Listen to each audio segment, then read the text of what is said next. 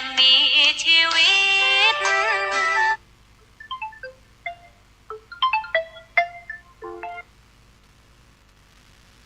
กว่าร้อ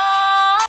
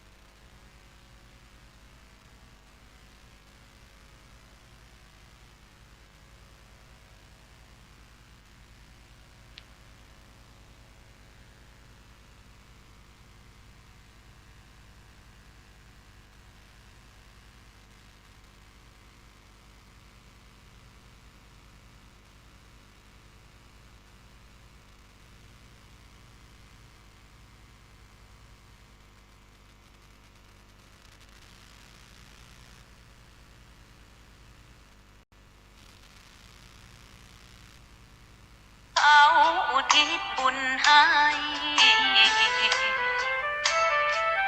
อย่ามัวหลงเพลินเดินห่างวัด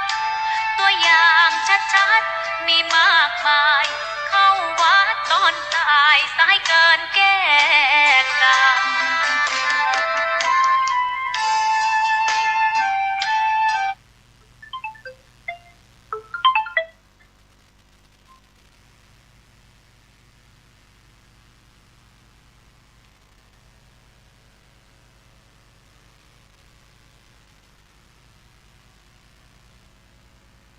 ตอนนี้ประสานงานกับพื้นที่แป๊บหนึ่งว่าได้หรือยังได้หรือยังเจ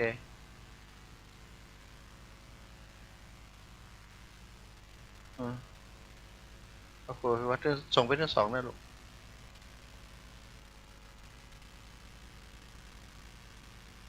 ได้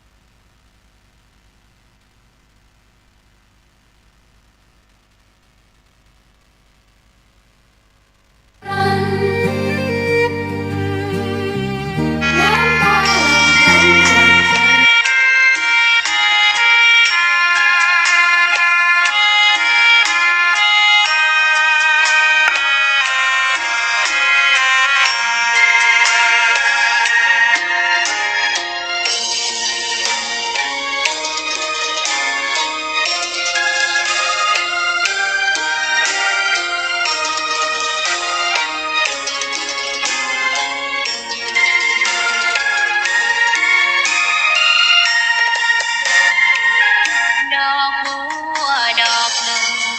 ตึงใจไว้เพื่อบูชาแด่องค์พระศาสดาสัมมา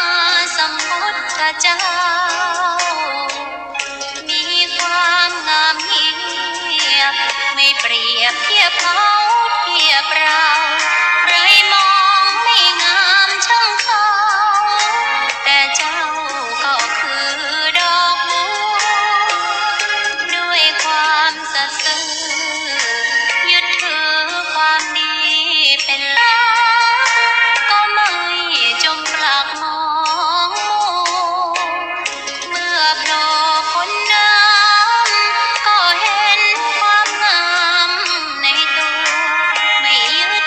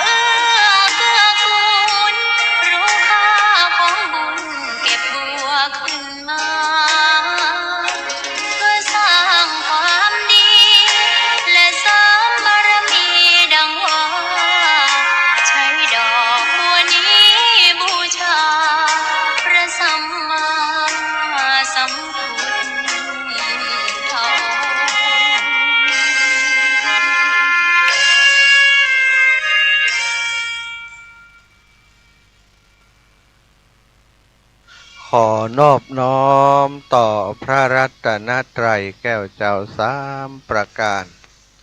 น้อมเอาคุณพระพุทธเจ้าคุณพระธรรมเจ้าคุณพระสังฆเจ้า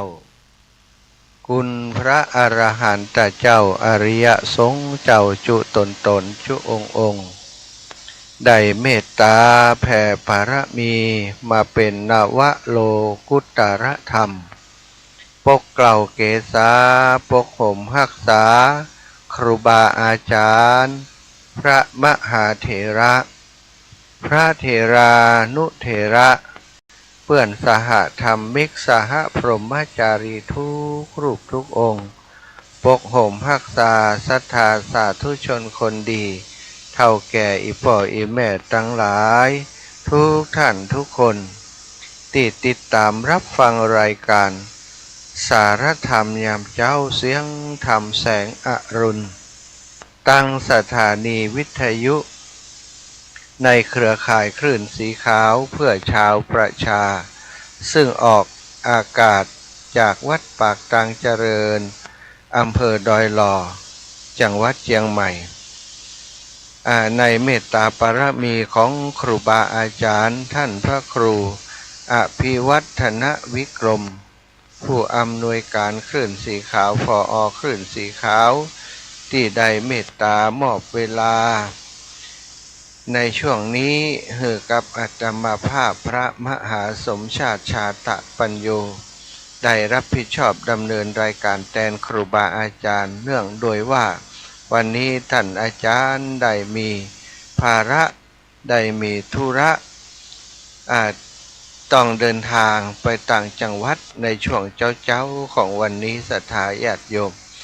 ได้รับประสานมาจากครูบาอาจารย์มอบเวลามาให้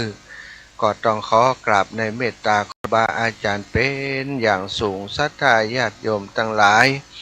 ในเครือข่ายสายบุญของคลื่นสีขาวโดยเมตตาของท่านอาจารย์พระครูอภิวัฒนวิกรมในช่วงเจ้าตีห้าถึง6 โมง ก็แต่ละช่วงเวลามีสถานีที่เปิดรับสัญญาณไปออกอากาศเยอะอยู่เนาะในช่วงกลางคืน2 ทุ่มถึง4 ทุ่ม29-30 สถานีในช่วงเจ้าอย่างนี้ก็ใกล้เคียงกันบัดต่ำกว่า20 สถานีศรัทธาอีพ่ออีแม่ทั้งหลายก็สะดวกสบายฟังรายการจากบ้านจากจองอยู่ที่ไหนก็สามารถฟังรายการได้เป็นความสะดวกสบายอย่างหนึ่งของศรัทธาญาติโยมทั้งหลายเนาะก็มีครูบาอาจารย์พระมหาเถระครูบาอาจารย์หลายรูปหลายองค์ที่ก็เข้ามาฟังรายการโดยเหมือนกันเนาะก็ต้องขอกราบในเมตตาครูบาอาจารย์ทุกรูปทุกองค์เป็นอย่างสูงที่ครูบาอาจารย์ท่านเจ้าทั้งหลายได้มีสมณเมตตาเข้ามารับฟังรายการเก่ากับผมซึ่งเป็นพระผู้มีพรรษาน้อยเนาะอยู่ในขณะนี้เนาะก็ขอแสดงความเคารพแสดงความนับถือต่อครูบาอาจารย์พระมหาเถระทุกรูปทุกองค์ด้วยความเคารพขอความสุขความเจริญในธรรมจงบังเกิดมีแก่ศรัทธาสาธุชนทุกคนทุกท่านทุกที่ทุกแห่งเนาะที่ได้เข้ามารับฟังรายการอยู่ในขณะนี้วันนี้อาตมาภาพมาจัดรายการอยู่นอกสถานที่นอกสถานที่ก็คือนอกห้องส่งของอาตมาภาพ ปกติแล้วจะจัดรายการอยู่ที่วัดบรรพตสถิตแต่ว่าในช่วงนี้ศรัทธาญาติโยมทั้งหลายก็เป็นช่วงของกฐินทานเนาะที่มีการทอดถวายกฐินหลายที่หลายแห่งแล้วก็ส่วนใหญ่มักจะตรงกันนะของงานของครูบาอาจารย์ต่างๆก็มีช่วงนี้หลายการหลายงานอย่างเช่นในวันนี้เป็นงานตั้งธรรมหลวงนะตั้งธรรมหลวงประจำปีเป็นประเพณีที่หลวงปู่พระครูปฏิภาณธรรมทิน ได้ยึดถือปฏิบัติเป็นเวลาเมื่อนานมาแล้วสืบต่อกันมาทุกปีสถานวันนี้ก็เช่นเดียวกันเนาะวันนี้ก็เป็นงานตั้งธรรมหลวงตั้งธรรมหลวงเทศมหาชาติเทศมหาชาติชาติที่พระสัมมาสัมพุทธเจ้าได้เกิดมาปั่มเปงยังปารมีธรรมต่างๆสถาญาติโยมมีอยู่หลายชาติด้วยกันแต่ว่าได้สรุปชาติสุดท้ายก็คือเวสสันดรนั่นก็เป็นหนึ่งในพระเจ้า10ชาติพระเจ้า10ชาตินี้เป็นเรื่องราวที่พระพุทธองค์ทรงนำมาหยิบยกขึ้นมาเพื่อประกอบในการแสดงธรรมต่างๆของพระองค์เพื่อให้สาวกทั้งหลายของพระองค์นั้นได้เข้าใจว่าปารมีธรรมบ่ว่าจะเป็นตานะปารมีเนกขัมมะปารมีสัจจะปารมีปารมีธรรมต่างๆที่การจะตรัสรู้หรือว่าการเป็นพระสัมมาสัมพุทธเจ้านี้แต่ละพระชาตินี้จะต้องบำเพ็ญบุญบำเพ็ญกุศลเยี่ยงใดขันติปารมีต้องมีความอดทนถึงขนาดไหนสัจจะปารมีต้องมีสัจจะต้องมีวาจาสัจจะถึงขนาดไหนระดับไหนตานะปารมีนั้นบำเพ็ญอย่างใดขนาดไหนถึงได้มาอุบัติเป็นพระสัมมาสัมพุทธเจ้าในที่สุดสถานที่ผ่านมาเนาะเราก็จะได้ฟังว่าเทศมหาชาติส่วนใหญ่ก็เป็นเวสสันดรชาดกต่อท้ายก็เป็นปางหนึ่งหรือว่าชาติหนึ่งพระชาติหนึ่งที่พระสัมมาสัมพุทธเจ้าพระองค์ได้นำมาเล่ามาเรียบเรียงให้สาวกทั้งหลายพุทธบริษัททั้งหลายได้รับทราบปรมีธรรมของพระองค์ชาติสุดท้ายซึ่งก็มีการเล่าเรื่องเป็นถ้าเป็นหนังก็หนังที่คนติดตามเยอะนะเวสสันดรชาดกนี้พระองค์ก็นำมาเล่านำมาเปิดเผยให้กับพุทธบริษัทสาวกทั้งหลายติดตามได้รับฟังได้รับทราบศรัทธาญาติโยมอีพ่ออีแม่ทั้งหลายวันนี้อาตมาภาพก็จะได้นำเรื่องราวต่างๆที่จะเกิดขึ้นณวัดหม่อนจอมพออารัญญวิเวกคีรีของหลวงปู่พระครูปฏิภาณธรรมทินในวันนี้ซึ่งจะมีการตั้งธรรมหลวงเทศมหาชาติเป็นพระเจ้า10ชาติปีนี้บ่ได้เป็นเวสสันดรชาดกเหมือนกับทุกครั้งเนาะศรัทธาญาติโยมทุกครั้งนั้นจะเป็นเวสสันดรชาดกโดยพิสดารก็มีโดยย่อก็มีศรัทธาจะเป็นการแสดงธรรมประมาณนั้นแต่ปีนี้จะเป็นการเทศมหาชาติจริงๆก็คือพระเจ้า10ชาตินั่นเองพระเจ้า10ชาตินั้นประกอบด้วย10ชาติด้วยกันที่พระพุทธองค์ทรงอุบัติขึ้นศรัทธาญาติโยมตุลูกตะวันไปช่วยแจ้งคนที่เปิ่นกำลังเป่าไขนี้กำล้อว่าอันเปิ่นจัดรายการอยู่เปิ่นบ่ฮู้เนาะพระเจ้า10ชาติก็มีชาติที่หนึ่งที่พระองค์เกิดมาเป็นพระเตมีเตมียชาดกนี่ก็คือพระเตมีใบที่เฮาได้มักจะได้ยินกันอยู่ประจำนั่นเองศรัทธาแสดงถึงการบำเพ็ญเนกขัมมะบารมีคือการออกบวชหรือการเนกขัมมะก็คือการหนีออกจากกามต่างๆเรียกว่าเนกขัมมะแล้วพระชาติที่สองมหาชนกชาดกกับนี้ก็บำเพ็ญวิริยะปารมีแสดงถึงการบำเพ็ญวิริยะปารมีคือความภาคเพียรความบากบั่นแล้วก็พระชาติที่สามพระองค์ก็เสด็จอุบัติขึ้นมาเกิดมาเป็นสุวรรณสามนี่ก็พระองค์ ได้บำเพ็ญเมตตาบารมี แสดงถึงการบำเพ็ญเมตตาบารมีคือความมีไมตรีความปรารถนาให้คนทั้งหลายทั้งปวงสรรพสัตว์ทั้งหลายมีความสุขอย่างทั่วหน้าแม้แต่ตัวเองจะได้รับความลำบากอย่างใดก็ตาม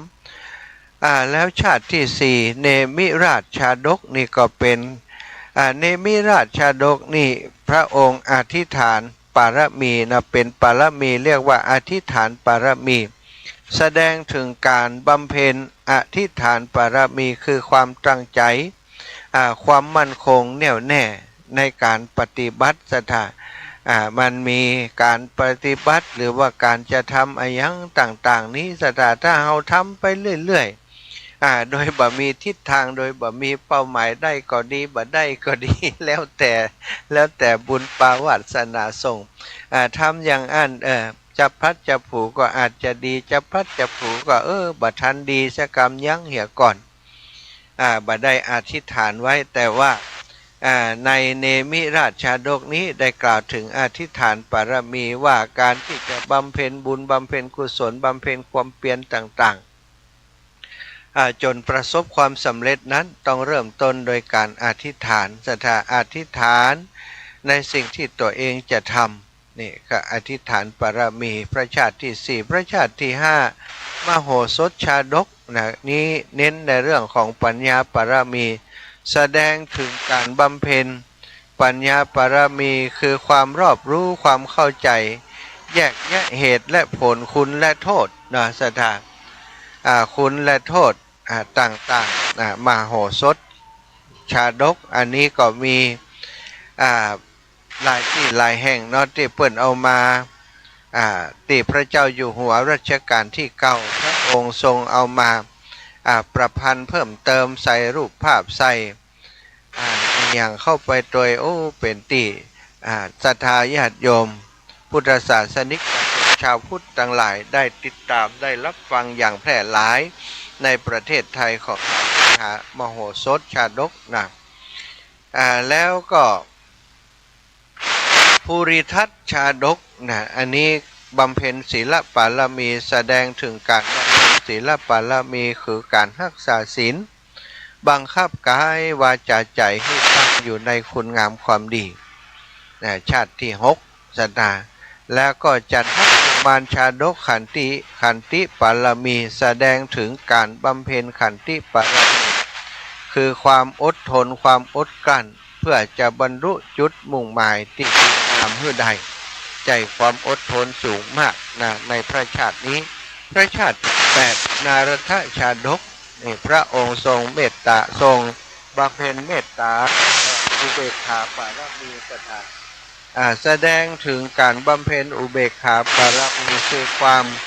วางเฉยบ่ยินดีบ่ยินร้ายวางใจเป็นกลาง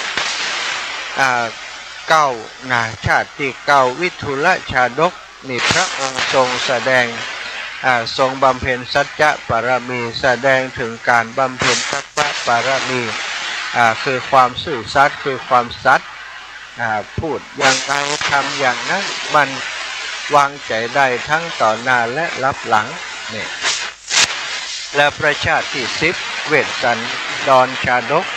พระองค์ทรงบำเพ็ญทานปารมีแสดงถึงการบำเพ็ญทานปารมีคือการบริจาคทานบริจาคทุกสิ่งทุกอย่างเสียสละอันยิ่งใหญ่ต่อท่านนี้วันนี้อีพ่ออีแม่ทั้งหลายถ้าอยากฟังโดยพิสดารนะเราก็มากันที่วัดม่อนจอมทองปุ่มจัดเงินต่างตั้งธรรมหลวงเทศมหาชาติในวันนี้ทางทิศชาตินี้จะมาอย่างตรงจะได้ฟังจากครูบาอาจารย์ตั้งเรียนตั้งถึงวัดเชียงนายตั้งถึงวัดบางปูตั้งถึงวัดลำปางจะไปบอกไอ้คนที่เป็นเป่าถ้าไม่เป่าจะมึงได้เป่าสักนิดนะมันเสียเอาถ้ามีชุดอื่นเป่าก่อนถ้าไม่ตั้งเวลาจำนักอ่านประมาณ1 ชั่วโมงนี้ใช่พ่อแม่ตั้งหลังนะตื่นเช้ามาถ่ายสถานที่อันนี้ได้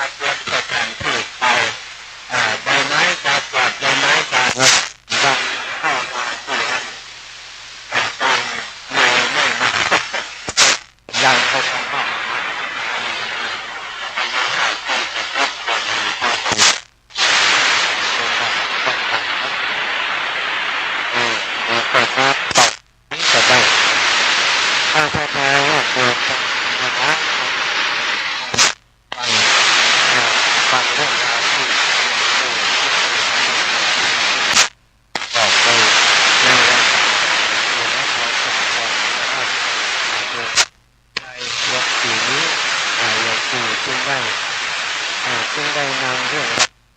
สุดชาติมาเป็นธรรมในการแสดงในปีนี้ครับ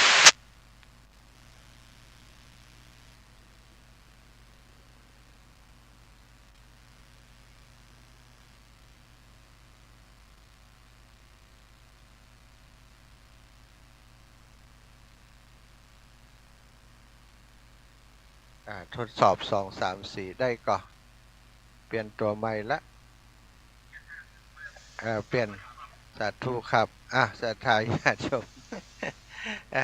เจควบคุมการผลิตอยู่ที่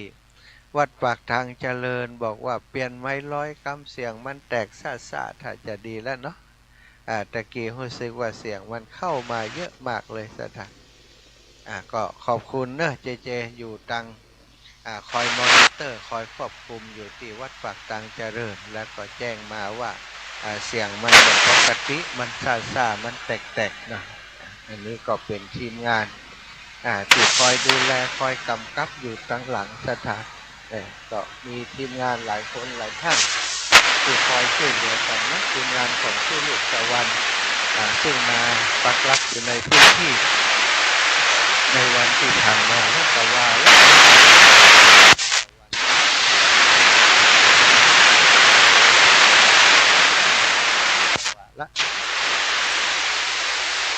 หลายคนหลายท่านอยากจะว่าทีนี้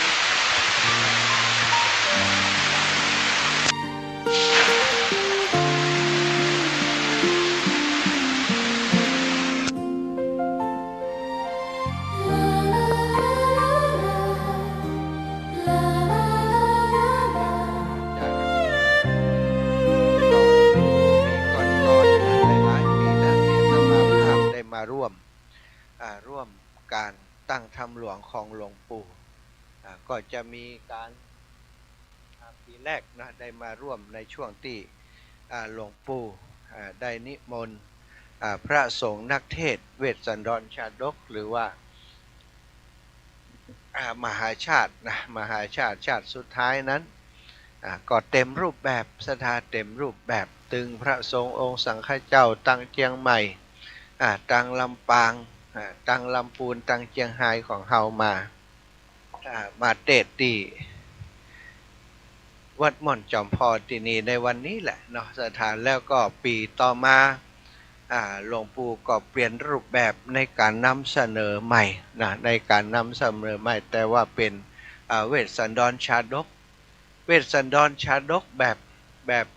ผสมผสานผสมผสานก็คือตึงแบบเก่าก็เทศโวหารแบบร้อยกลองเนาะร้อยแก้วร้อยกลองต่างๆก็เป็นแบบฉบับพื้นเมืองมีกาบมีไออย่างต่างๆแล้วก็ผสมผสานด้วยการบรรยายถึงเรื่องราวปริศนาธรรมต่างๆที่ซ่อนอยู่ในมหาชาติเวสสันดรชาดก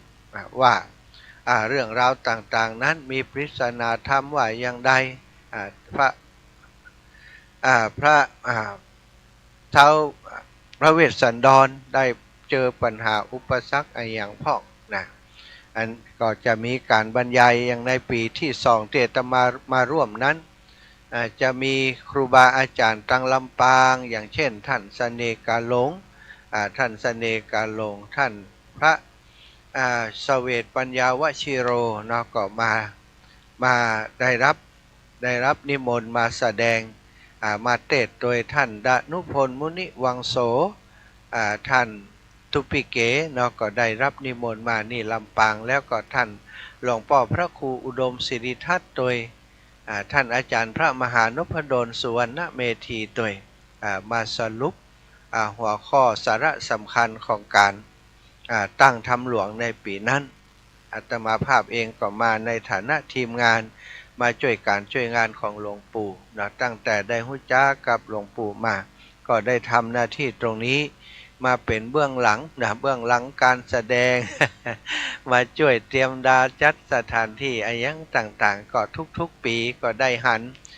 การเปลี่ยนแปลงในเรื่องของการจัดสถานที่บางปีก็พร้อมบางปีก็มีอย่างคลุกคลักเป็นปัญหาพอสมควรแต่ปีนี้นะได้ประวารณากับหลวงปู่ว่าถ้าตั้งทำหลวงจะไปช่วยหลวงปู่จัดสถานที่เตรียมการเตรียมงาน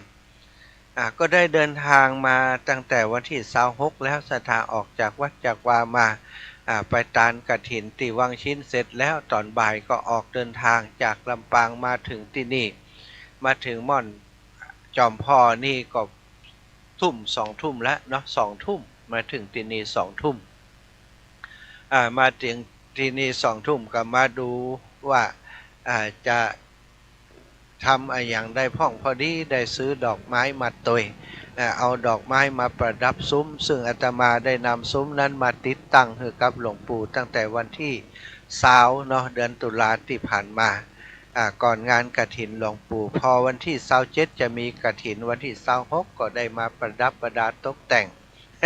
คนนั้นช่างฝีมือติดตกแต่งคือประจำยมน้องพันนิตราพรหมมินทร์ติดจัดดอกจันอย่างคือกับครูบาอาจารย์ขึ้นสีขาวเปิ้นติดเปิ้นบ่ได้มาณสถานเปิ้นติดภาระธุระมีกฐินที่บ้านที่จองเปิ้นโดยกฐินของครูบาอาจารย์โดยวันที่27เปิ้นบ่ได้มาตมาภาพก็เลยกับโยมเบิ่มและ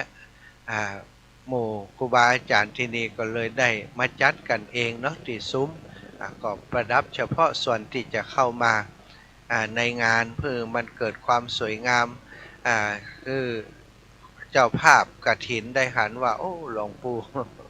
มีความเต็มใจมีความตั้งใจในการต้อนรับเข้าสู่ดูแลศรัทธาญาติโยมที่เปิ่นมาเป็นเจ้าภาพในปีนี้จัดซุ้มส่วนนั้นเสร็จแล้วก็โอ้พอดีตอนเจ้ามากัดตบแต่งแห่งเรียบน้อย27ก็มีการทอดกฐินที่ม่อนจอมพอซึ่งก็เป็นโยมหมอคุณหมอมาจากทางลพบุรีมาประวารณาทีแรกก็หันว่าจะบ่มีแล้วอีนะหลวงปู่บอก พอดีคุณโยมเปิ่นก็มาเสาะหาพระวัดม่อนจอมพอก็ประวารณาในช่วงออกพรรษาแล้วแต่ก็ได้ทอดกฐินได้การกฐินเป็นที่เรียบร้อยในวันที่27หลังจากนั้นเนาะก็ปาพระสงฆ์องค์สังฆเจ้าครูบาอาจารย์ศาลา3-4 คนช่วยกันมาออกแบบดีไซน์ในการที่จะจัดประลัมพิธีในการแสดงธรรมในการเทศทำมหาจาตุปีนี้ก็ได้วางแผนวางผังตั้งเวทีตั้งอย่างเรียบร้อยก็ประดับตกแต่งโดยการตั้งซุ้มขึ้นสถานพอดีตีม่อนจอมพ่อนี่มีไม้ไผ่มีไม้บงไม้สางถึงสางคำสางเขียว ก็ได้ไปปากันไปตัดไปอย่างว่าเอามาตั้งทำซุ้มทำอย่างทำกัน 4-5 คนศรัทธาญาติโยมความจริงแล้วงานใหญ่อย่างนี้ต้องพุ่นสัก30 คนแต่คนเฮามีบรรนักศรัทธาญาติโยมในพื้นที่ก็มีงานกันมีกินมีตานกฐินกันอยู่ก็มีบางพ่องก็เกี่ยวเข้าแล้วเกี่ยวเข้ามัดเข้าอย่างแล้วเข้าไปทำงานของตัวเองบ่สามารถจะมาช่วยได้ก็ช่วยกันเท่าที่มีคนวันที่27ก็ได้แยกการเฮียพอได้ขึ้นโครงสร้างนะขึ้นโครงสร้างเป็นเสาเป็นยังเป็นที่เรียบร้อยหลังคาก็ติดก่อนติดคือติดแปดติดก่อนเรียบร้อยก็พอก่อน อิดกันแล้วประมาณเกือบจะทุ่มปลายเกือบจะ2 ทุ่มได้ยั่งกันเตาตะวานี้ก็มาหำกันแหมรอบหนึ่งศรัทธาญาติโยมช่วยกันไม้บ่ปอไปตัดไม้มาไปเสาะไม้เสาะอย่างมาตัดไม้อย่างจนโครงสร้างอย่างต่างๆได้มุงได้บังได้ทำโครงสร้างเป็นที่เรียบร้อยจากนั้นก็จึงได้มาประดับตกแต่งก็ดีว่าช่วงใกล้จะแล้วจะเสร็จช่วงที่เก็บงานนั้นมีครูบาอาจารย์ตุปีวุฒิมาจากวัดอินทขินหลวงปี่ของโยมน้องพันนิตราพรหมมินทร์อยู่วัดอินทขินเปิ่นก่อนแล้วกฐินละตุปีกับน้องสาวกับโยมแม่ทองคำพรหมมินทร์ พร้อมกับคนขับรถอีกคนหนึ่งก็ปากันเดินทางมาช่วยงานโยมน้องเปิ่นก็มาจัดดอกจัดดวงตุปีวุฒิเปิ่นก็มาช่วยอาตมาและทีมงานในการประดับประดาตกแต่งต่อมาครับแหมสักกัมก็ตุปีเลินมาตุปีเลินมาแล้วก็ตุปีหนุ่มตุปีลูกตะวันตุปีโยนะแล้วก็ลูกเนนแดงพร้อมกับคณะก็มาจากวัดไฟหินก็ได้มาช่วยกันศรัทธาเก็บกวาดทำความเรียบร้อยประดับประดาตกแต่งเป็นธงทิวต่างๆเป็นตุงเป็นโคมลอยกระทงช่วงนี้พอดีมันจะลอยกระทงก็เลยได้ส่วนของโคมลอยกระทงนั้นมาประดับตกแต่งสถานที่ให้ได้สวยงามตุปีตะวันตุปีตะวันติดอยู่วัดบรรพตเมื่อก่อนตอนนี้อยู่วัดแม่สายเงินก็ได้ติดตามอาตมามาตั้งแต่วันที่27ตุปีตะวันก็โยมเบิ่มก็มาช่วยกันห้างดาตกแต่งสถานที่เป็นที่เรียบร้อยบรมวลก็ต้องขอบคุณทุกกำลังจิตทุกกำลังใจทุกร่างกายแรงงานต่างๆทุกหัวคิดหัวอ่านเนาะปนานมุนแห่มคนหนึ่งเนาะปนานนี้เขาก็ดีเนี่ยเนาะวัดก็ดีตกแต่งปนานเป็นคนที่มีทักษะมีความรู้ความสามารถหลายด้านมาช่วยแปลงมาช่วยตกแต่งเวทีตั้งแต่แรกนะเปิ้นก็ทำในส่วนที่เปิ้นสามารถทำได้ส่วนใดที่เฮาทำได้เฮาก็ทำของเฮาไปแต่ว่าปนานเปิ้นก็มาดูเรื่องของจะขึ้นบ้านใหม่ต้องมีคันใด มาดูคันใดให้เรียบร้อยตอนนี้เรียบร้อยสวยงามและสถามหารวันนี้อาจารย์จะตวาสถามหารว่าอาจารย์ทุกพี่มันต้องเตเนออีหรอ เจ้าจะมาเจ้าขายกาแฟนี่อีหรอพอกันกับปิดใจม่วนเนาะสถาเปิดมหันมันงามอย่างอีเปิดก็สบายใจวันนี้มาทำบุญกันดีใจละเอ็น่ะสถาอีพ่ออีแม่ตั้งหลายที่อยู่ตั้งบ้านตั้งจองถ้าฟังรายการนี้แล้วโอ้อีแม่จะเป็นเจ้าภาพกันเทศด้วยได้ก่อนเนาะก็สามารถเป็นได้อยู่เนอะแต่ว่าขอศรัทธาญาติโยมโอนปัจจัยมาที่บัญชีของวัดอรัญญวิเวกคีรีหรือว่าม่อนจอมพอของหลวงปู่พระครูปฏิภาณธรรมทินศรัทธามีเบอร์โทรหลวงปู่ถ้าบ่มีเลขที่บัญชีธนาคารก็โทรหาหลวงปู่เอาเนาะโอนไปที่หลวงปู่โดยตรงเพราะโอนที่อาตมานี่อาตมาบ่มีเวลาจะมาจ่ายจะมาดูโทรศัพท์ตลอดในยิ่งในงานเวลามีงานนี้จะต้องทำหน้าที่หลายๆด้านเนาะช่วยกันฉะนั้นนี่ถ้าศรัทธาญาติโยมอีพ่ออีแม่ตั้งหลายจะโทรมาจะโอนปัจจัยมาร่วมบุญแจ้งที่หลวงปู่เลยแล้วก็โอนเข้ามาที่หลวงปู่ได้เลยบ่มีเลขที่บัญชีธนาคารถามหลวงปู่ได้เนาะถ้ามีเบอร์โทรหลวงปู่แต่ว่าบ่มีเบอร์โทรบ่มีบัญชีอะไรอย่างสักอย่างมีก็เบอร์โทรศัพท์ของอาตมาก็อาจจะโทรถามบางช่วงได้แต่ช่วงที่เปิ้นเทศน์วันนี้บ่ต้องโทรมากันแล้วกันเพราะอาตมาจะต้องประสานงานช่วยเหลืองานอยู่หน้างานกับครูบาอาจารย์เปิ้นเนาะอันนี้ก็แจ้งให้ศรัทธาญาติโยมที่อยู่ตั้งบ้านตั้งจองได้รับทราบวันก่อนทราบจากหลวงปู่ว่าโยมแม่ โยมแม่ละมุนสอนง่ายอยู่ที่แม่โจ้เนาะอยู่ที่แม่สันทรายแม่โจ้หน้ามหาลัยแม่โจ้จังหวัดเชียงใหม่ได้เป็นเจ้าภาพทุกกัน10กันละ300กะหาเนาะ30ก็เป็น 3,000 บาทก็ขออนุโมทนาบุญกับโยมแม่เตยเนอะแม่ละมุนสอนง่ายนะโยมแม่ที่ได้ฟังรายการธรรมะจากครูบาอาจารย์ในคลื่นสีขาวตลอดมาตอนที่อาตมาเดินธุดงค์ในปีที่ผ่านมาโยมแม่ก็ถวายปัจจัยสนับสนุนในโครงการธรรมยตราเพื่อการศึกษาพร้อมกับลูกสาวของเปิ้นเนาะก็ถวายปัจจัยมาเป็นจำนวนหลายอยู่เหมือนกันต้องขออนุโมทนาบุญกับบุญที่โยมแม่ได้สั่งสมกระทำอบรมกระทำตลอดมาวันนี้เป็นวันที่เฮาท่านเจ้าทั้งหลายจะได้เปิดบันทึกประวัติศาสตร์อีกหน้าหนึ่งร่วมกับหลวงปู่พระครูปฏิภาณธรรมทิน ในการเป็นเจ้าภาพร่วมกันหลายๆคนก็คงจะอาจจะมีโอกาสมา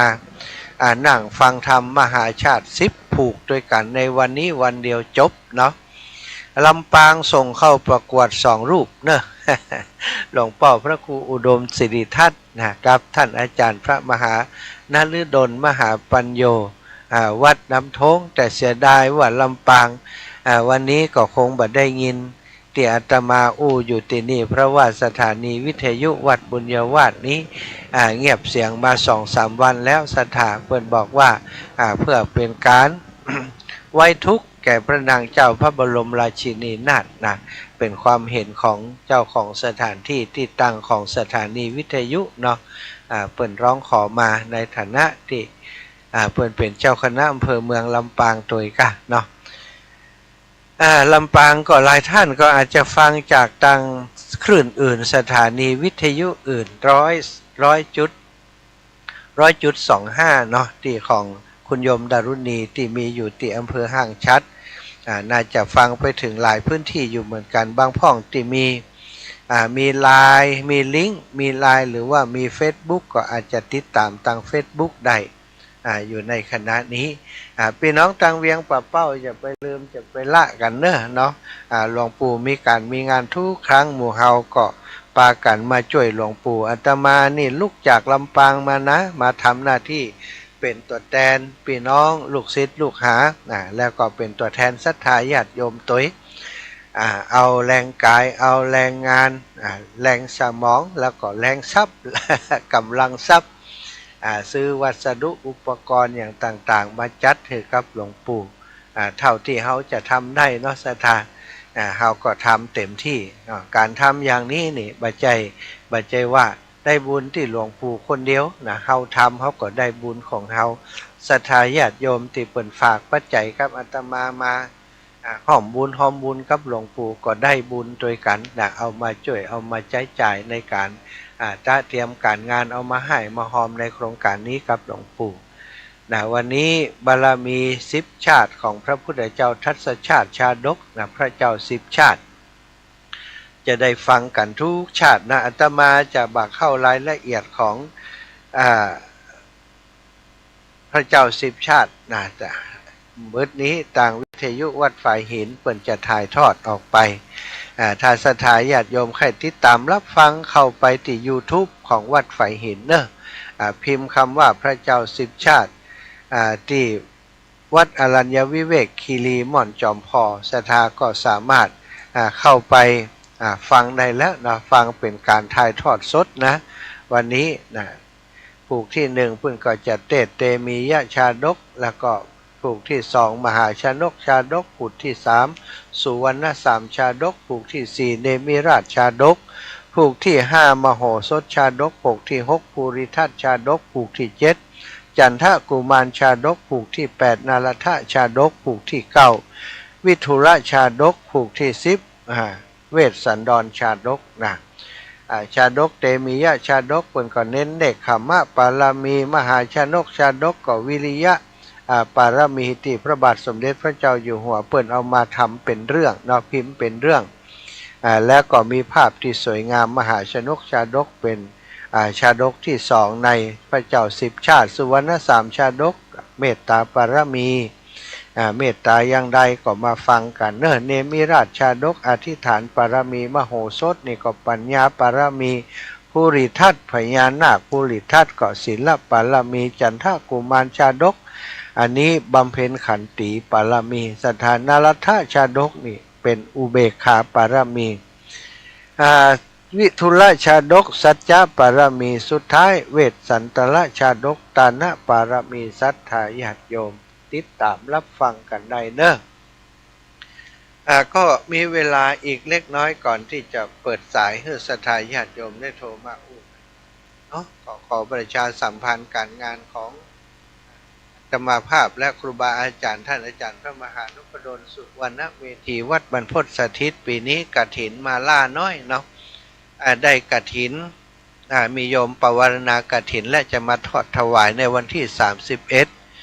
ที่จะถึงก็ ลบวันเสาร์วันอาทิตย์นะครับปกติเพิ่นอยากได้วันเสาร์อาทิตย์นะเลื่อนจากวันเสาร์อาทิตย์มาเป็นวันจันทร์อังคารเนาะวันอังคารโดยเหตุว่ามันเป็นวันเสาร์วันธรรมดาที่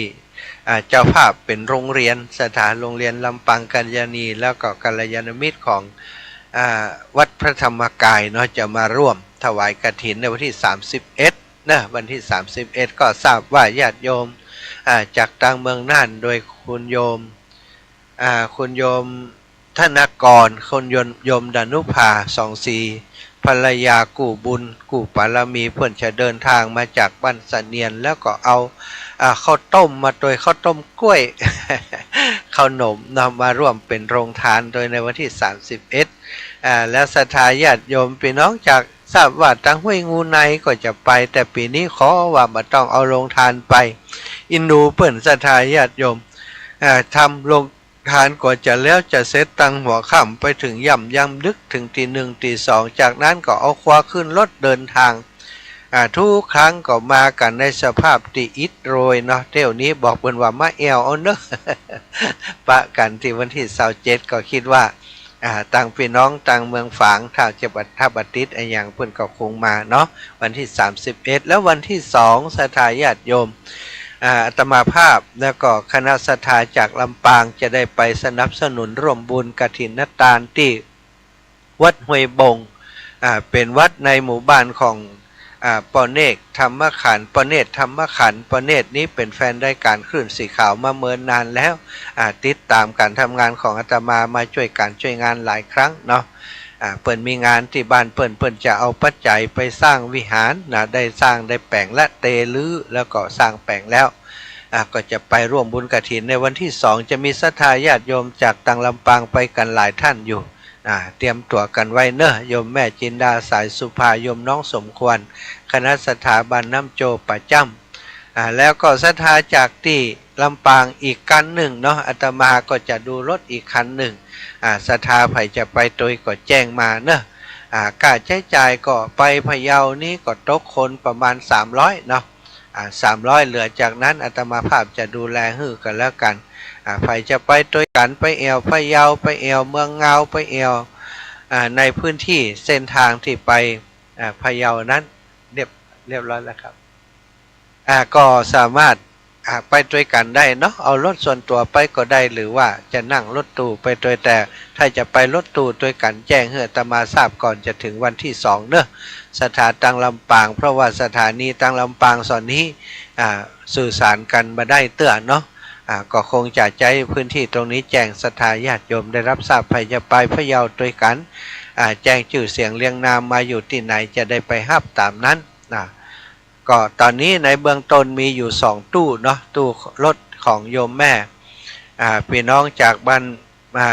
น้ำโจประจำ1กันแล้วก็ของอาตมาภาพอีก1กัน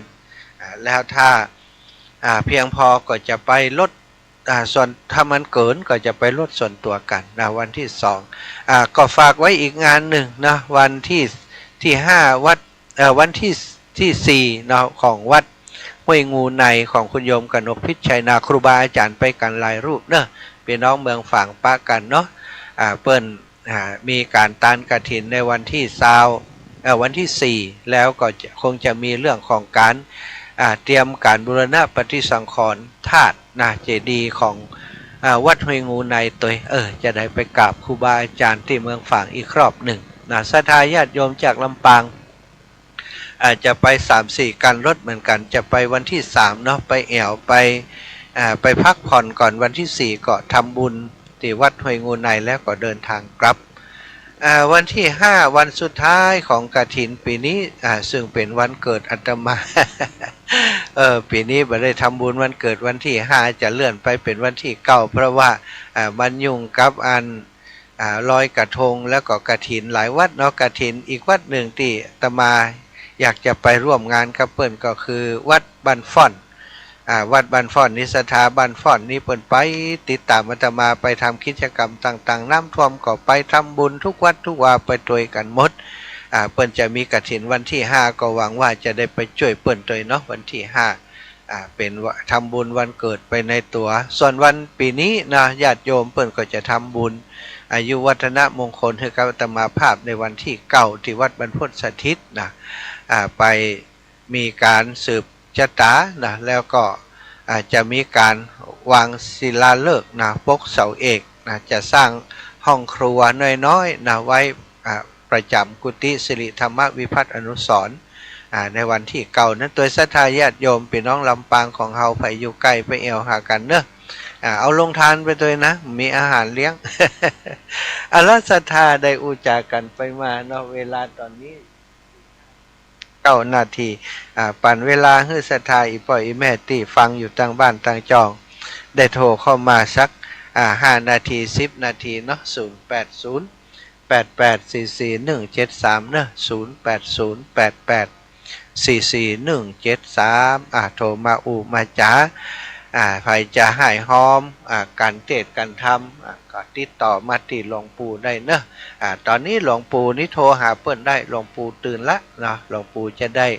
จดชื่อเสียงเรียงน้ำแล้วก็จะบอกเลขที่บัญชีให้กับศรัทธาญาติโยมโทรหาอาตมาถ้าจะหอมนี้บัดสะดวกแต่ว่าให้ประกาศวันนี้ได้อยู่เนาะช่วงที่มีการแสดงธรรมเทศมหาญาติ10 ชาตินั้นมีช่วงเวลาใดที่ประชาสัมพันธ์ได้ต่างฝ่ายประชาสัมพันธ์ต่างๆก็จะทยอยประชาสัมพันธ์ที่ศรัทธาญาติโยมห้อยหอมมาเนาะไปตลอดงานเนอะ0808844173 เวียงป่าเป่าตะคืนป่าบุญธรรมว่าวันผูกปะกันอีหรอถ้าจะได้ปะแต่เนาะโยมป่อบุญธรรมแม่รัตนาสังคำพันธ์แม่รัตดาเขาพี่น้องตังบ้านโป่งเทวีเนอะพี่น้องตังบ้านสันมาเค็ดนะถ้าจะมากันอยู่โยมแม่จิรพันธ์โมป้อพี่น้องตังวังเหนือแม่บัวโรยแรงจริงนะตังวังเหนือถ้าฟังอยู่เนอะมาปะกันเพเนอะนะแม่สวยแม่สวยนะเอาเจริญพรแม่บัวลอยชัยสวรรค์โอ้แม่ได้ทำบุญละอาจารย์ฝากบุญให้แม่สัก200แล้วที่ทานพ่อครูวันนี้นะเจ้าแล้ววันที่9จะทำบุญวันเกิดแล้วแม่จะโอนไปรวมกันเนอะเจ้าแต่วันนี้แต่วันนี้นี่ออกก่อน200เจ้าขอตั้งด้วยเจ้า200สาธุได้เจ้า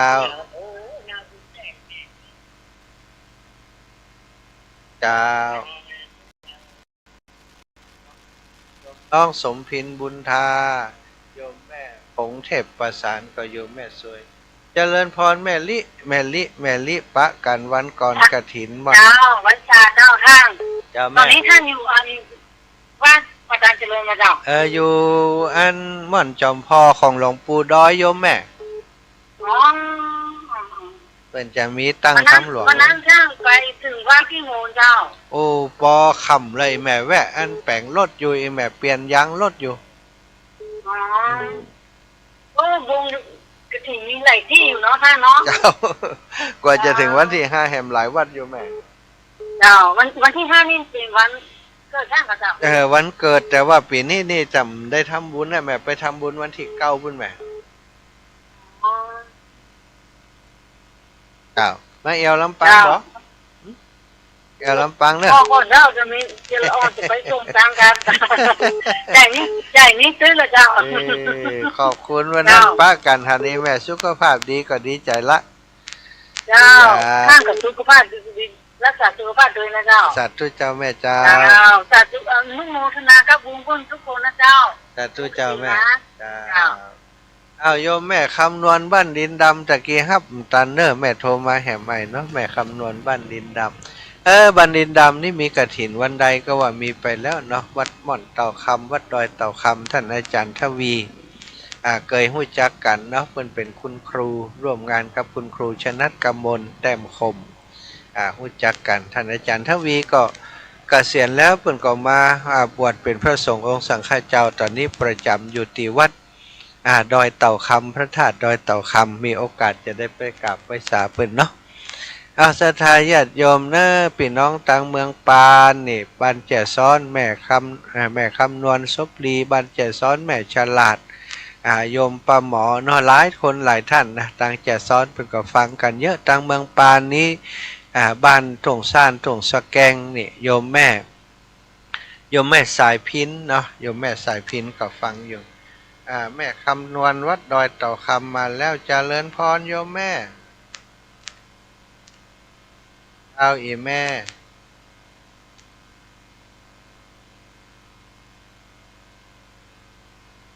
อ๋อวิทยุดับไปกะแม่อันนี้เป็นอันนี้กะเอาพอที่ว่าใส่เห็นมันถ่ายทอดสดได้ที่เขาแชร์ไปนะแม่ที่เขาแชร์ไปนะพอได้เจาะแม่ว่าดิแม่อยู่บ้านก็จะพอกับเจ้าก็เดียวแต่พี่บุญดีว่าได้เข้าได้ฟังเปิ่นครูบาอาจารย์เนาะเกิดมาจับได้ว่ามันแบบได้มันพูดมาถึงโยมได้ไปฟังเด็กฟังอย่างมันพูดเจ้าเป็นยังกัด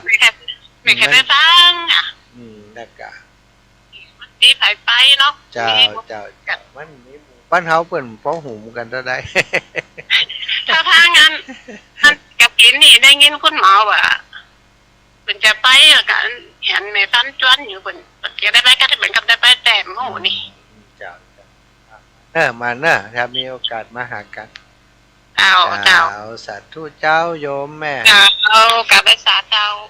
อันนี้เป็นน้องเมืองปานเนอะโยมแม่ครับบ้านเกิดเมืองนอนของอาตมาอยู่เมืองปานโยมแม่โยมพี่โยมน้องเปิ่นได้ฟังคนเมืองปานมาจัดรายการก็คงจะนะชาตินิยมคนบ้านเฮากับไปจัดรายการพุ่นโลขอบคุณเด้อก็สนิทสนมกันเป็นการส่วนตัววันหนึ่งจองเดียวกันฟังกันเยอะอยู่ตังบ้านหลวงเมืองปานตังแจ่ซ้อนตังหัวเมืองตังบ้านขอตำบลบ้านขอตำบลทุ่งเปล่าก็ฟังกันอยู่เนาะแม่บัวเย็นจันทบศรีหมดเกล้าเจริญพรอีแม่กระถิ่นวัดวันพุธนี่ใครจะยกเลิกกันเนาะยกเลิกไปก่อนกะเพราะว่าเจ้าไปอยู่วัดอยู่ว่าหวังเหนียอยู่อย่างว่าจังหายคุณน่ะหายแล้วนี่ก็กลับแม่เสร็จงานนี่แล้วก็กลับละกลุ่มเจ้าก็ดางานเตรียมกัน9 โมงคือเบอร์มาหับไหนหนึ่งเจ้าได้เจ้าเอาอย่างจะมีจอมีอย่างเขาว่า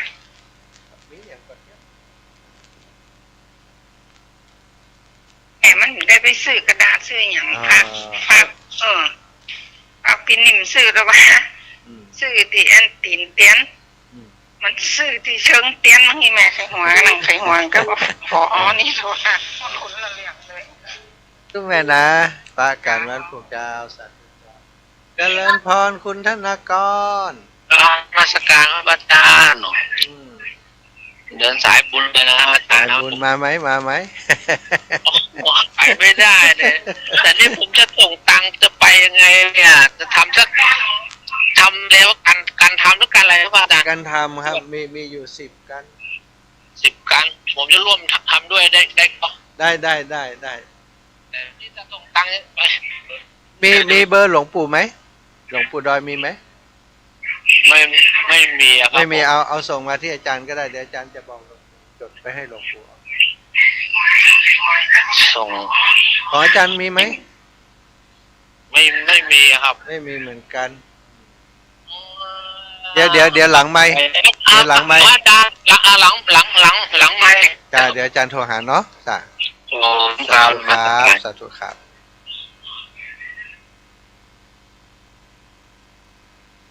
ขอเบอร์หลวงปู่ก่อน เลขที่หลวงปู่คือโยมเปิ้นโอนมาที่หลวงปู่เนาะเอาละศรัทธาญาติโยมได้ได้จากกันมาเป็นเวลาพอสมควรแล้วก็ขออำนวยพรศรัทธาญาติโยมทุกคนที่ท่านติดตามรับฟังรายการตั้งแต่เจ้าถึงฮอดเวลานี้ขอความสุขความสัสดีจงมีแก่ศรัทธาสาธุชนทุกคนทุกท่านเนอะจัตตารโอธรรมาวัฏันติอายุวันโนสุขังพระลา